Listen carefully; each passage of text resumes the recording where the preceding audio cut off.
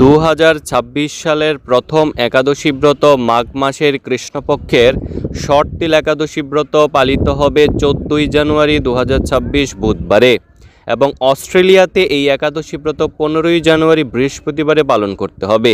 এছাড়া ভারত, বাংলাদেশ সহ বিশ্বের সকল স্থানেই 14ই জানুয়ারি বুধবারে এই শর্তিল একাদশী ব্রত পালিত হবে।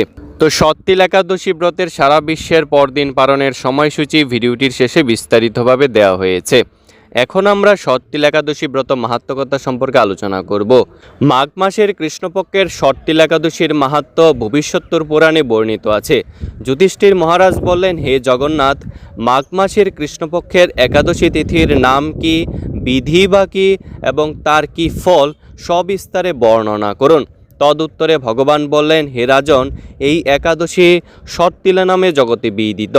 একসময় দালব্য ঋষি মুনিশ্রেষ্ঠ পুলস্তকে জিজ্ঞাসা করেন, মর্তলোকে মানুষের ব্রহ্মহত্যা, গুহত্যা, অন্যের সম্পদ হরণ আদি পাপকর্ম দ্বারা নরকে গমন করে, যাতে তারা নরক গতি থেকে রক্ষা পায়, তা যথাযথভাবে আমাকে উপদেশ করুন।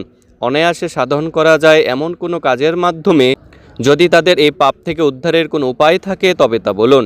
ঋষি পুলস্ত বললেন, হে মহাবাগ, তুমি একটি গোপনীয় উত্তম বিষয়ের প্রশ্ন করেছ। মাঘ মাসে শুচি, জিতেন্দ্রিয়, কাম, ক্রোধ আদি শূন্য হয়ে স্নানের পর সর্বদেবেশ্বর শ্রীকৃষ্ণের পূজা করবে। পূজাতে কোনো বিঘ্ন ঘটলে কৃষ্ণনাম স্মরণ করবে। রাত্রিতে অর্চনান্তে হোম করবে। তারপর চন্দন, অঘুরু, কর্পূর ও শর্করা ইত্যাদি দ্বারা নৈবেদ্য প্রস্তুত করে ভগবানকে নিবেদন করবে। কুষ্মাণ্ড, নারকেল অথবা 100 গুবাক দিয়ে অর্ঘ্য প্রদান করবে। কৃষ্ণ কৃষ্ণ কৃপালুস্তম গতিনাম গতির ভব ইত্যাদি মন্ত্রে শ্রীকৃষ্ণের পূজা করতে হয়। কৃষ্ণ আমার প্রতি প্রীত হন বলে যথাশক্তি ব্রাহ্মণকে জলপূর্ণ কলস, ছত্র, বস্ত্র, পাদুকা, গাভী ও তিলপাত্র দান করবে। স্নান দানাদি কার্যে কালো তিল অত্যন্তই শুভ।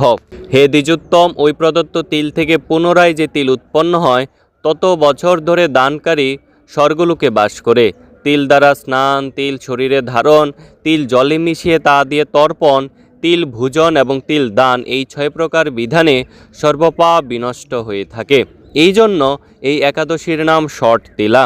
হে যুধিষ্ঠির, একসময় নারদও এই শর্তিল একাদশীর ফল ও ইতিহাস সম্পর্কে জানতে চাইলে যে কাহিনী আমি বলেছিলাম তা এখন তোমার কাছে বর্ণনা করছি।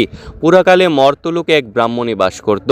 সে প্রত্যহ ব্রত আচরণ ও দেবপূজা পরায়ণা ছিল। উপবাসক্রমে তার শরীর অত্যন্তই ক্ষীণ হয়ে গিয়েছিল। সেই মহাসতী ব্রাহ্মণী অন্যের কাছ থেকে দ্রব্যাদি গ্রহণ করে দেবতা, ব্রাহ্মণ, কুমারীদের ভক্তি ভরে দান করত, কিন্তু কখনো ভিক্ষুককে ভিক্ষাদান ও ব্রাহ্মণকে অন্নদান করেনি। এইভাবে বহু বছর অতিক্রান্ত হলো। আমি চিন্তা করলাম, কষ্টসাধ্য বিভিন্ন ব্রত করার ফলে এই ব্রাহ্মণীর শরীরটি শুকিয়ে যাচ্ছে। সে যথাযথভাবে বৈষ্ণবদের অর্চনও করেছে, কিন্তু তাদের পরিতৃপ্তির জন্য কখনো অন্নদান করেনি। তাই আমি একদিন কাপালিক রূপ ধারণ করে তামার পাত্র হাতে নিয়ে তার কাছে গিয়ে ভিক্ষা প্রার্থনা করলাম। ব্রাহ্মণী বলল, হে ব্রাহ্মণ, তুমি কোথা থেকে এসেছ? কোথায় যাবে তা আমাকে বলো। আমি বললাম, হে সুন্দরী, আমাকে ভিক্ষা দাও। তখন সে ক্রুদ্ধ হয়ে আমার পাত্রে একটি মাটির ঢেলা নিক্ষেপ করলো। তারপর আমি সেখান থেকে চলে গেলাম। বহুকাল পরে সেই ব্রাহ্মণী ব্রত প্রভাবে সশরীরে স্বর্গে গমন করলো। মাটির ঢেলা দানের ফলে একটি মনোরম গৃহ সে প্রাপ্ত হলো। কিন্তু হে নারদ, সেখানে কোনো ধান ও চাল কিছুই ছিল না। গৃহ শূন্য দেখে মহাক্রোধে সে আমার কাছে এসে বলল, আমি ব্রত, কৃষ্ণসাধন ও উপবাসের মাধ্যমে নারায়ণের আরাধনা করেছি। এখন হে জনার্দন, আমার গৃহে কিছুই দেখছি না কেন? হে নারদ, তখন আমি তাকে বললাম, তুমি নিজ গৃহে দরজা বন্ধ করে বসে থাকো। মর্তলোকের মানবী সশরীরে স্বর্গে এসেছে শুনে দেবতাদের পত্নীরা তোমাকে দেখতে আসবে।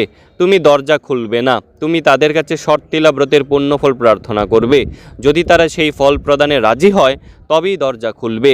এরপর দেবপত্নীরা সেখানে এসে তার দর্শন প্রার্থনা করল।